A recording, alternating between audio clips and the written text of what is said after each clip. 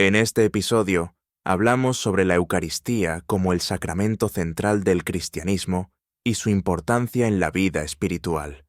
Explicamos cómo nos une a Cristo, nos fortalece en la fe y es fuente de gracia para todos los creyentes.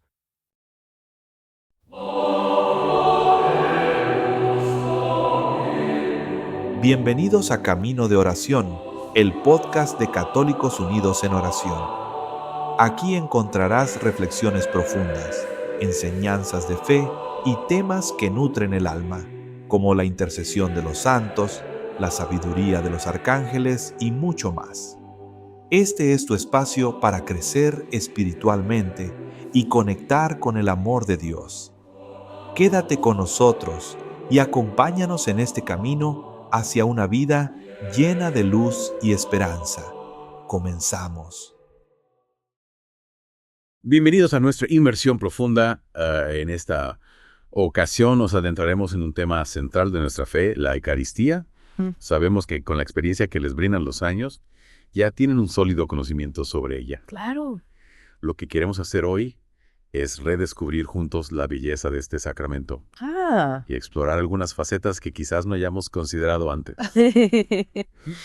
Así es, a veces la familiaridad puede hacer que pasemos por alto la profundidad y la riqueza Exacto. que encierran las cosas que nos son más cercanas. Empecemos por la palabra Eucaristía en sí misma. Ajá. Proviene del griego, ¿verdad? Correcto, Eucaristía deriva del término griego toncharestía, que significa acción de gracias. Claro, acción de gracias. Ya. Entonces, desde el inicio la palabra nos invita a enfocar la Eucaristía no solo como un rito, Sí, sino como un acto de profunda gratitud. Exacto. Y hablando de gratitud, me pregunto, ¿qué les viene a la mente cuando piensan en las cosas por las que dan gracias a Dios en su camino de fe? Es una pregunta que nos invita a la reflexión personal. Y mientras ustedes, queridos oyentes, la consideran, podemos profundizar en cómo la Eucaristía se ha ido revelando a través de la historia. Me parece perfecto. ¿Por dónde podríamos empezar a desentrañar esa historia? Podemos remontarnos al Antiguo Testamento, donde encontramos ejemplos que prefiguran la Eucaristía. Ajá. Por ejemplo, el maná en el desierto, esa comida milagrosa con la que Dios alimentó a su pueblo durante el Éxodo.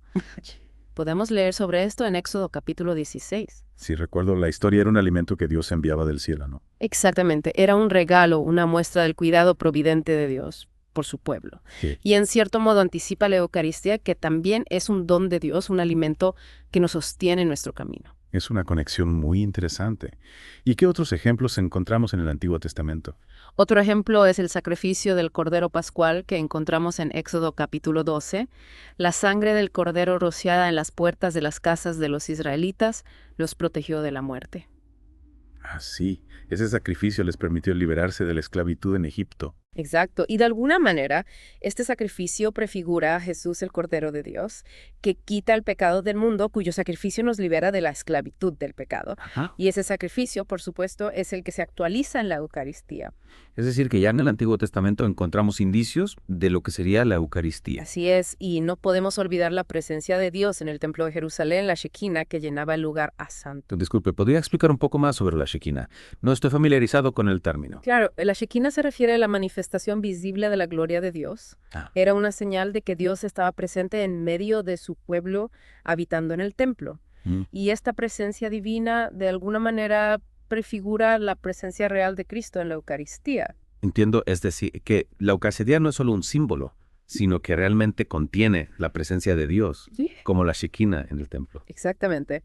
Y esa presencia real de Dios en la Eucaristía es algo que se revela plenamente en el Nuevo Testamento, especialmente en las palabras de Jesús durante la Última Cena. Es cierto, recuerdo claramente las palabras de Jesús.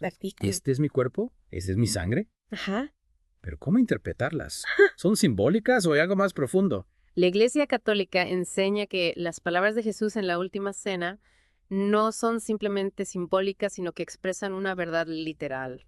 El pan y el vino, después de la consagración, se convierten realmente en el cuerpo y la sangre de Cristo. Es un concepto que siempre me ha fascinado, Sí. pero también me ha generado preguntas. Entiendo. ¿Cómo es posible que el pan y el vino se transformen en el cuerpo y la sangre de Cristo? Es lo que llamamos transubstanciación. Ajá. Un cambio en la sustancia del pan y del vino, aunque sus apariencias, es decir, lo que percibimos con nuestros sentidos, permanezcan iguales. Es un misterio profundo sin duda. Y lo que me llama la atención es que este misterio no fue fácil de aceptar para todos, ni siquiera para los primeros discípulos de Jesús. Tienes razón, en el Evangelio de Juan, capítulo 6, vemos que muchos discípulos se escandalizaron cuando Jesús habló de comer su carne y beber su sangre, Sí. y decidieron abandonarlo. Es fuerte. Es como si hubieran interpretado sus palabras de forma literal sin captar el sentido espiritual. Exactamente. Y este episodio nos recuerda que la fe no siempre es fácil, que a veces nos exige aceptar verdades que superan nuestra comprensión humana. Es cierto. Y hablando de la Eucaristía, no podemos olvidar su papel central en la misa. La misa es la celebración principal de la fe católica. Sí. Y la Eucaristía es su culmen, su punto más alto. Me gustaría explicar un poco más sobre la estructura de la misa, Claro. sobre cómo se desarrolla este encuentro con Dios. La misa se divide en dos grandes partes, la liturgia de la palabra y la liturgia de la Eucaristía. ¿Podría explicarnos un poco más en qué consiste cada una de estas partes? Claro, la liturgia de la palabra se centra en la escucha de la palabra de Dios. Ajá. Comienza con la lectura de pasajes del Antiguo Testamento, Sí. luego se proclaman las cartas de los apóstoles y el Evangelio. Y finalmente el sacerdote ofrece una homilía, una reflexión sobre las lecturas. Es decir, que en esta primera parte de la misa nos nutrimos de la palabra de Dios. Exactamente. Y luego en la liturgia de la Eucaristía se actualiza el sacrificio de Cristo. El sacerdote consagra el pan y el vino que se convierten en el cuerpo y la sangre de Cristo, y los fieles se acercan a comulgar. Es el momento central de la misa, el momento en que recibimos a Cristo en nuestro interior. Así es, y es importante destacar que la liturgia de la palabra y la liturgia de la Eucaristía no son dos partes separadas, sino que forman una unidad, un único acto de culto. Y hablando de la liturgia de la Eucaristía, me llama la atención un detalle que leí en el Catecismo de la Iglesia Católica, en el párrafo 1351. ¿A qué te refieres?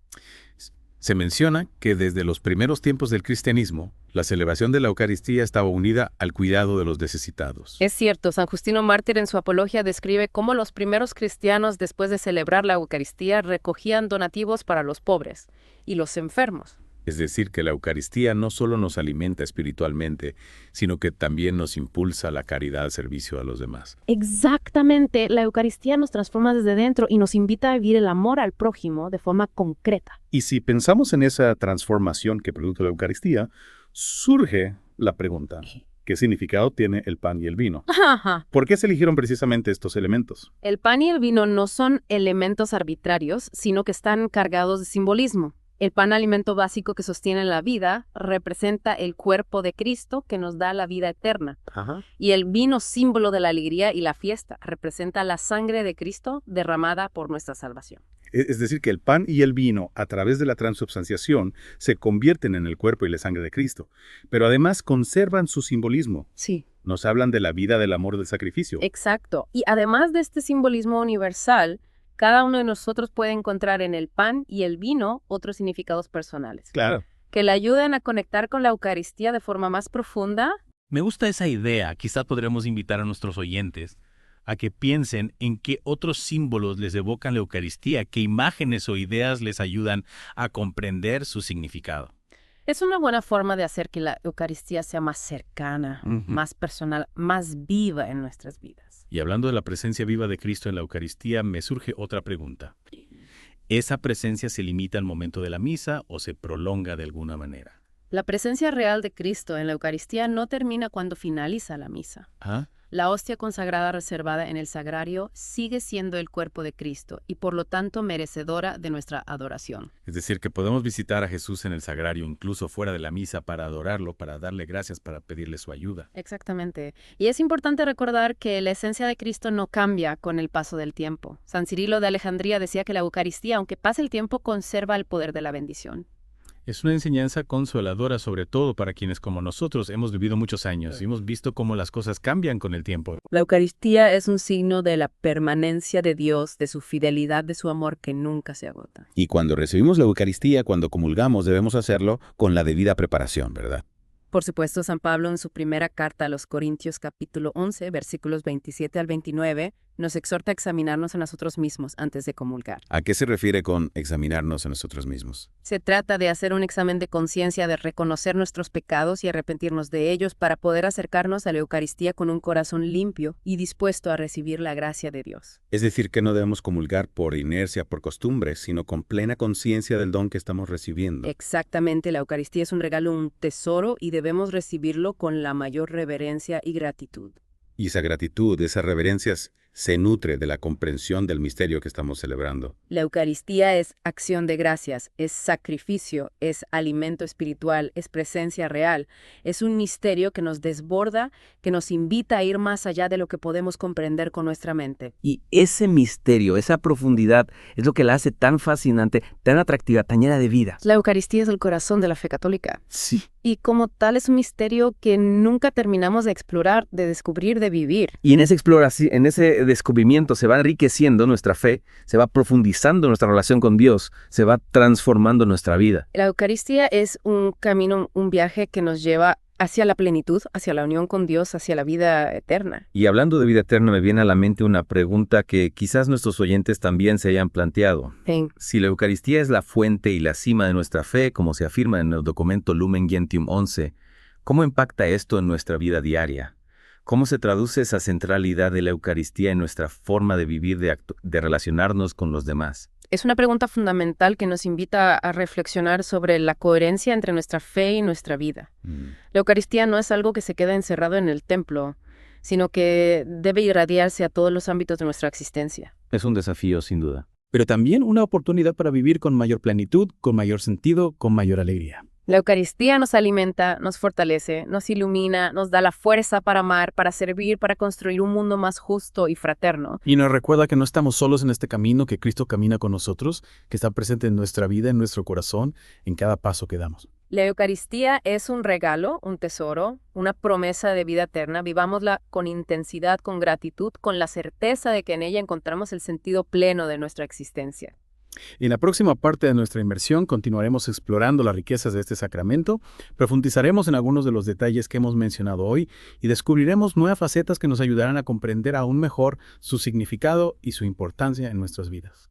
Les esperamos con gusto para seguir compartiendo este camino de fe y descubrimiento. Estupendo. Decíamos que la Eucaristía impacta nuestra vida diaria, es como una semilla que bien cuidada da frutos de caridad y servicio. Exacto. Y volviendo a la historia de la Eucaristía, me intriga cómo este misterio se fue gestando a lo largo de la historia de la salvación. Es un recorrido fascinante en Catholic.net, por ejemplo. Se mencionan varias prefiguraciones de la Eucaristía en el Antiguo Testamento, más allá de las que ya hemos comentado. Me encantaría saber más. ¿Qué otros ejemplos podríamos encontrar? Bueno, está el sacrificio de Melquisedec, un sacerdote que ofreció pan y vino a Dios en acción de gracias por la victoria de Abraham. Ofrecer pan y vino. Me recuerda a la misa. Precisamente es un detalle que nos hace pensar, ¿verdad? Este relato se encuentra en Génesis capítulo 14. Lo tendré en cuenta. ¿Y qué significado tiene este gesto para comprender la Eucaristía? Melquisedec, al ofrecer pan y vino, anticipa de alguna manera la ofrenda que Cristo hace de sí mismo en la Eucaristía. Es una prefiguración de la entrega total de Jesús por nuestra salvación. Entiendo, es común si a través de la historia Dios nos fuera preparando para el misterio de la Eucaristía. Así es. Y otro ejemplo que encontramos en el Antiguo Testamento es la disposición de Abraham a sacrificar a su hijo Isaac, como se narra en Génesis capítulo 22. Si recuerdo, esa historia fue una prueba de fe muy grande para Abraham. Exactamente. Y este acto de obediencia y entrega prefigura el sacrificio supremo de Jesús en la cruz. Claro, el sacrificio de Cristo es la máxima expresión del amor de Dios por la humanidad. Y la Eucaristía es la actualización de ese sacrificio, el memorial de la Pascua del Señor, que nos hace partícipes de su victoria sobre la muerte. Es decir, que en la Eucaristía no solo recordamos el sacrificio de Cristo, sino que lo hacemos presente, participamos de él. Exacto, y no olvidemos que el mismo Cristo, después de la multiplicación de los panes, profetiza su presencia real en Cafarnaúm. ¿Te refieres a cuando dice: yo soy el pan de vida? Sí, en Juan capítulo 6, versículos 32 al 34 y 51. Jesús dice: yo soy el pan de vida. Si uno come de este pan, vivirá para siempre, pues el pan que yo daré es mi carne para la vida del mundo.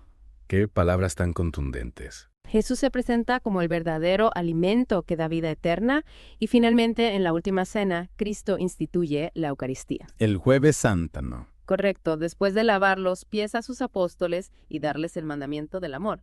Jesús instituye la Eucaristía, lo podemos leer en los evangelios de Mateo, Marcos y Lucas. Un momento cargado de simbolismo y significado. Sin duda. Y el Concilio de Trento, como bien sabemos, declaró que la Eucaristía es un verdadero sacramento. Y sabemos que para que algo sea considerado sacramento debe cumplir con ciertos requisitos. Así es, debe tener un signo externo, una materia y una forma a conferir la gracia, y haber sido instituido por Cristo. La Eucaristía cumple con todos estos requisitos. ¿Y cuáles son los elementos que la configuran como sacramento? En la Eucaristía, el signo externo son las especies eucarísticas, es decir, el pan y el vino. La materia son el pan y el vino mismos. La forma son las palabras de la consagración que pronuncia el sacerdote. Y por supuesto, la Eucaristía confiere la gracia santificante y fue instituida por Cristo en la última cena. Todo encaja a Cristo, nos deja el mandato de celebrar la Eucaristía e insiste en la necesidad de recibirla.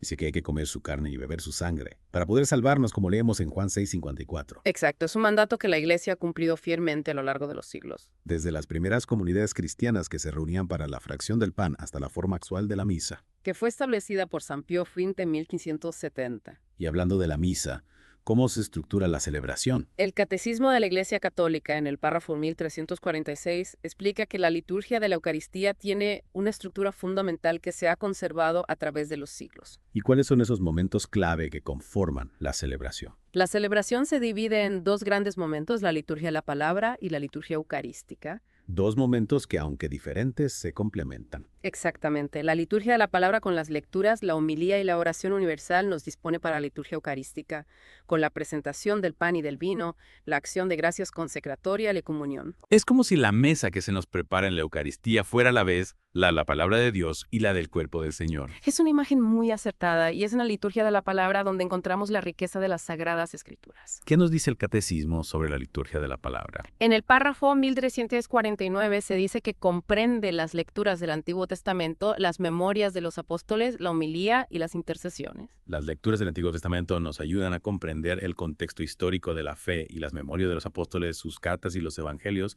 nos hablan del ministerio de Jesús y de la vida de la iglesia primitiva. Y la homilía nos ayuda a entender la palabra de Dios y aplicarla a nuestra vida diaria. Y en las intercesiones oramos por todos los hombres, por los gobernantes y por las necesidades del mundo. Así es, reconocemos nuestra responsabilidad de orar por los demás. Y hay un detalle que me llama la atención en el Catecismo párrafo 1351. ¿De qué se trata? De la colecta se menciona que desde el principio, junto con el pan y el vino para la Eucaristía, los cristianos presentaban sus dones para compartir con los necesitados. Una tradición que sigue vigente hasta el día de hoy. Sí, y que se inspira en el ejemplo de Cristo que se hizo pobre para enriquecernos la colecta. Es una muestra de nuestra solidaridad con los hermanos que sufren necesidad. Es un recordatorio de que la Eucaristía no solo nos alimenta espiritualmente, sino que también nos impulsa a la caridad y a la justicia social. Exacto, y hablando de la Eucaristía como alimento espiritual, me gustaría profundizar en la presencia real de Cristo en ella.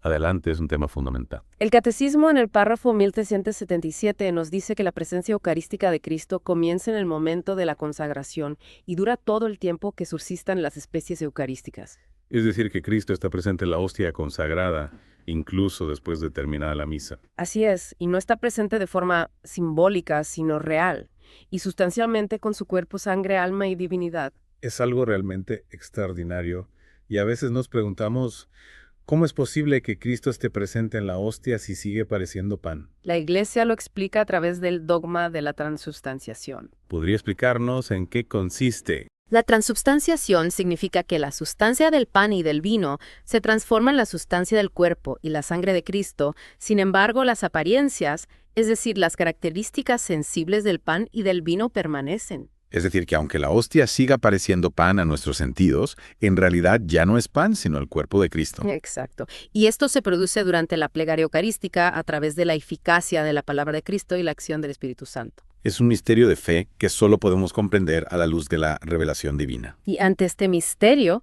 la Iglesia nos invita a la adoración. Adorar la Eucaristía. Sí, el Catecismo en el párrafo 1378 nos dice que la Iglesia Católica ha dado y continúa dando culto de adoración a la Eucaristía no solo durante la misa, sino también fuera de su celebración. ¿Y cómo se expresa esa adoración? Se expresa conservando con el mayor cuidado las hostias consagradas, presentándolas a los fieles para que las veneren con solemnidad y llevándolas en procesión. Es una forma de reconocer la presencia real de Cristo en la Eucaristía. Y también de manifestar nuestra fe y nuestro amor al Señor. Y cuando recibimos la Eucaristía, ¿cómo debemos prepararnos? San Pablo, en 1 Corintios 11, 27, 29, nos exhorta a un examen de conciencia antes de comulgar. ¿Y por qué es importante este examen de conciencia? Nos ayuda a acercarnos a la Eucaristía con la debida disposición, reconociendo nuestra indignidad y la grandeza del don que recibimos. Debemos ser conscientes de nuestros pecados y pedir perdón antes de recibir a Cristo en la comunión. Exacto. Y si tenemos conciencia de estar en pecado grave, debemos recibir el sacramento de la reconciliación antes de acercarnos a comulgar. Es una forma de mostrar respeto al Señor y de recibir la Eucaristía con un corazón puro y dispuesto. Y así poder experimentar plenamente la gracia y la misericordia de Dios. Y hablando de la gracia y la misericordia de Dios, la Eucaristía es una fuente inagotable de ambas. En ella encontramos el alimento espiritual que necesitamos para nuestra vida cristiana. Y no solo los alimenta individualmente, sino que también nos une como comunidad. La Eucaristía es un signo de unidad, un vínculo de caridad, un banquete pascual en el que Cristo se nos da como alimento y nos une a Él y entre nosotros. Es una experiencia de comunión profunda que nos fortalece en la fe y nos anima a vivir el amor fraterno. Y también nos da una prenda de la gloria futura, como dice el Catecismo. Es decir, que en la Eucaristía pregustamos la felicidad eterna que nos espera en el cielo. Así es la Eucaristía, nos abre las puertas a la vida eterna y nos da la fuerza para caminar hacia ella. Es un don inmenso, un tesoro que debemos valorar y agradecer cada día. Y que nos invita a vivir con mayor intensidad nuestra fe, a amar a Dios y al prójimo, y a esperar con alegría la venida gloriosa del Señor. Y hablando de esperar con alegría la venida gloriosa del Señor, me surge una pregunta. Dime. Si la Eucaristía nos da una prenda de la gloria futura, ¿cómo cambia eso nuestra perspectiva sobre la muerte? Es una pregunta muy interesante. ¿Qué piensas tú? Creo que la Eucaristía nos ayuda a ver la muerte no como un final, sino como un paso hacia la vida eterna. Así es, si en la Eucaristía ya pregustamos la felicidad del cielo, la muerte se convierte en una puerta que se abre a esa plenitud. Y la presencia real de Cristo en la Eucaristía nos da la certeza de que Él nos acompaña en ese tránsito, que no estamos solos. Es una gran consolación, ¿verdad? Saber que la muerte no tiene la última palabra, que el amor de Dios triunfa sobre ella. La Eucaristía nos llena de esperanza, nos da la fuerza para afrontar la muerte con serenidad y confianza, sabiendo que Cristo nos espera en la eternidad. Y no solo nos espera, sino que ya está presente en la Eucaristía, anticipando esa comunión plena que viviremos en el cielo. Exacto, en la Eucaristía el cielo baja a la tierra y nosotros, al recibir a Cristo, nos elevamos hacia el cielo. Es una experiencia maravillosa que nos transforma y nos llena de gozo. Y que nos invita a vivir cada día con la mirada puesta en la eternidad. Y hablando de vivir cada día con la mirada puesta en la eternidad, vivir con esa perspectiva eterna nos llena de esperanza y nos ayuda a enfrentar los desafíos de la vida con mayor serenidad. Y retomando lo que comentábamos antes, me ha impresionado saber que algunos de los primeros discípulos de Jesús dudaron ante la realidad de la Eucaristía. Sí, es un episodio que nos invita a reflexionar. En Juan 6.66 leemos que muchos de sus discípulos se escandalizaron ante sus palabras. El que come mi carne y bebe mi sangre permanece en mí, yo en él, y decidieron abandonarlo. Es comprensible, ¿no? Humanamente hablando, la idea de comer la carne y beber la sangre de alguien puede resultar chocante, sin duda. Pero Jesús no está hablando de un acto caníbal, sino de una comunión profunda y misteriosa con Él a través de la Eucaristía. Sus palabras nos desafían a ir más allá de lo literal, a abrirnos a una realidad espiritual que se nos escapa a los sentidos. Y esa comunión, como hemos visto, tiene sus raíces en el Antiguo Testamento. Exacto. Pensemos en el maná que Dios envió del cielo para alimentar a los israelitas en el desierto. Era un alimento milagroso que los sustentaba en su camino hacia la tierra prometida.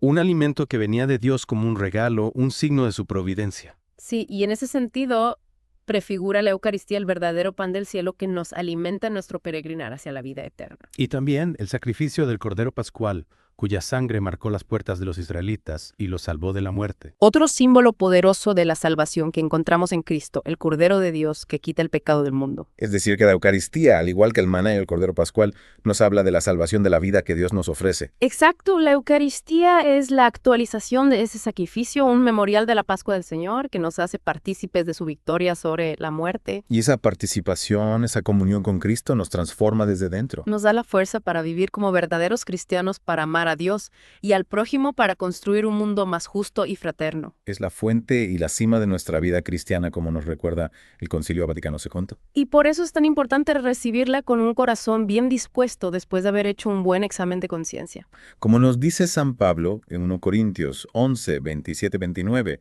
quien come el pan o bebe la copa del Señor, indignamente será reo del cuerpo y de la sangre del Señor. Debemos acercarnos a la Eucaristía con humildad y reverencia, reconociendo la grandeza del don que recibimos. Y sabiendo que no se trata de un simple alimento material, sino del cuerpo y la sangre de Cristo que nos dan la vida eterna. Es un misterio de fe que nos desafía y nos llena de asombro. Y que nos invita a profundizar en nuestra relación con Dios, a vivir cada día con gratitud y entrega. La Eucaristía es un regalo, una fuente de gracia, un camino hacia la santidad. No la descuidemos, queridos oyentes. Asistamos a la misa con frecuencia, recibamos la comunión con un corazón puro, adoremos al Santísimo Sacramento. Y dejemos que la Eucaristía transforme nuestras vidas, nos llene de paz y nos impulse a construir el reino de Dios aquí en la tierra. Y así, queridos oyentes, concluimos nuestra inmersión en el misterio de la Eucaristía. Esperamos que este viaje les haya ayudado a reavivar su fe y a descubrir nuevas dimensiones de este sacramento tan fundamental para nuestra vida cristiana. Que la Eucaristía siga siendo para nosotros fuente de vida, de alegría y de esperanza. Hasta la próxima, queridos oyentes, y que la paz de Cristo permanezca siempre con ustedes. Gracias por acompañarnos en Camino de Oración, un podcast de Católicos Unidos en Oración. Si nos escucha en Spotify, le invitamos a seguirnos y compartir este episodio con sus amigos, familiares y toda persona que pueda encontrar inspiración en este mensaje. Si nos ve en YouTube, suscríbase, dé un me gusta, comparta y active la campanita para no perderse nuestros próximos episodios. Y si nos sigue en Facebook, comparta nuestro contenido para que más corazones se acerquen al Señor. Le invitamos a estar pendiente de nuestro próximo episodio, donde seguiremos fortaleciendo su fe y caminando juntos en la presencia de Dios. Esto fue Camino de Oración, un podcast de Católicos Unidos en Oración. Que Dios le bendiga y hasta pronto.